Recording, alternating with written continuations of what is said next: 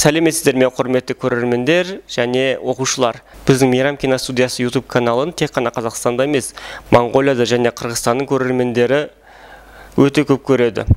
Енді барлығының Қазақстан болсын, басқа ел болсын, көкейінде жүрген сұрақ, ол қалай актер болам және киноға түсем деген. Оның шешімі өте оңай, қазір заман дамыған. Жай ғана телефонның көмегімен сіздер өздеріңіздің влогтарыңызды, киноларыңызды, бағдарламаларыңызды, көріністеріңізді түсіріп, жұлдыз бола аласыздар. Мысалы, біздің Бақтыгүл атты қарындасымыз Тараз қаласының жанында Сарыкемер деген жерде тұрады. Ол өзінің телефонның көмегімен оқушы күнделігі бағдарламасын түсіріп, бізге жібереді. Біз оны монтаждап, өзіміздің арнамызға саламыз. Және көптеген көрермендер көріп, біздің Бақтыгүл жұлдыз болуда. Сондай жетістікке сіздер де жете аласыздар. Ол үшін еңбек ету керек, өздеріңізбен жұмыс жасау керексіздер, өнерлеріңізді дамыту керексіздер, шеберліктеріңізді дамыту керексіздер. Ерекшеліктерін бәрін дамытып болған соң, киноға қалай түсем деген сұраққа жауап, ол өздеріңіздің қалаңызда болып жатқан барлық кастингтерді бақылап, қадағалап отыру керек. Интернет желісі арқылы, ВКонтакте, Инстаграм әлеуметтік желілері арқылы кастинг қай жерде болып жатыр, қандай кастинг, қандай жас ерекшеліктеріне сәйкес болу керек, соның бәрін бақылап отыру керексіздер. Ол әлеуметтік желіде емес, қалаңызда, көшелерде афиша ретінде ілініп те тұруы мүмкін. Соған барып, өз өнерлеріңізді көрсету керексіздер. Бірақ жай ғана барып қоймай, айнаның алдында әбден дайындалып, өздеріңіздің актерлық өнерлеріңізді шыңдау керексіздер. Ол үшін бізде арнайы сабақ бар. Актерлық шеберлік сабақтары, актерлық өнер сабақтары. Ол жерде мен және біздің мамандар қалай актер болу керек, қалай өздеріңізге видео түсіру керек, сол туралы айтатын боламыз. Және біздің барлық сол сабаққа қатысушыларымызға арнайы сыйлығымыз бар. Ол мынандай телефонға арналған штатив. Бұның бір ерекшелігі, телефонымызды кез келген жерге қойып қоя аламыз, ол штативтің көмегімен. Бұлай қойсақ болады, бұлай қойсақ, басын бұрып қоюға болады, әртүрлі пішінге сәйкестендіріп, телефонымызды жай ғана қойып, қолмен ұстап тұрудың қажеті жоқ.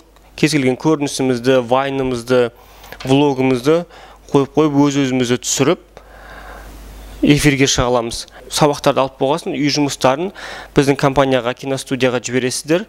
Және біздің мамандар жұмыстарыңызды монтаждап, біздің Мейрам ТВ арнасына, YouTube каналына салып, сіздер бірте-бірте жұлдыз боласыздар. Бағана айтып өткендей, біздің әр көрерменімізге сыйлыққа мынандай телефонға арналған штатив сыйлаймыз. Біздің сабақтар ақылы түрде жүреді, бағасы өте қымбат емес. Біздің сабақтарға жазылу үшін және осы штативті үйлеріңізге жеткізіп беру үшін ата-аналарыңыз біздің нөмерге WhatsApp арқылы хабарласып, немесе телефон арқылы соғып жазыла аласыздар. Және сабақтарды осылай WhatsApp арқылы жіберіп отыратын боламыз. Сол сабақтарда үй жұмысы беріледі, үй жұмыстарын бізге жібересіздер. Және актерлық шеберліктеріңізді дамыту үшін сіздерге бір-екі мысал ретінде жаттығулар берем.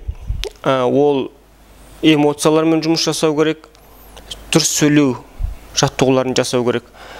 Және біздің сабаққа қатысқаннан кейін сол туралы кеңінен айтып өтетін боламыз. Барлық әріптеріміздің анық болу үшін және де емін-еркін сөйлеу үшін біз ең бірінші артикуляциялық жаттығулардан бастаймыз.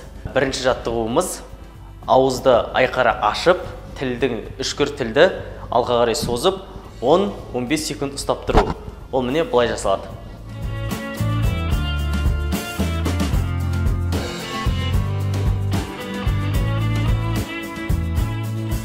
Дәл осылай дұрыс жасап жатырсыз. Әрине бұл күлкілі көрінуі мүмкін, бірақ мен көмектесетініне кепілдік беремін. Ал ендеше келесі жаттығуымыз тілді жалпайтып, еріннің үстіңгі бөлігін жалау. Ал жалап жатқан кезде астыңғы ерін қозғалмау керек. Ол міне бұлай жасалады.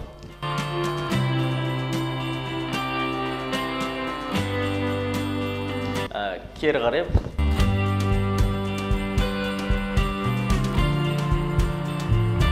Дәл осылай қайталап жасау керек. Сәлем біздің жұлдыздар. Бүгінгі біздің сабағымыз эмоция.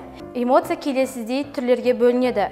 Күлу, қуану, жылау, ашулану, мұңаю, таң қалу. Ал енді соларды бір-бірлеп көрсетіп шығайық. Қуанған кезде осылай қуанамыз. Таң қалған кезде, таң қалдық, ашуланған кезде, күлген кезде дауысты ысқылықтап шығарымыз керек. Дәл осындай процесс арқылы жалғасу керек. Жылау да дәл осылай күлу сияқты минимальный және максимальный деңгейден болады. Жылаған кезде барынша көзімізді ашамыз.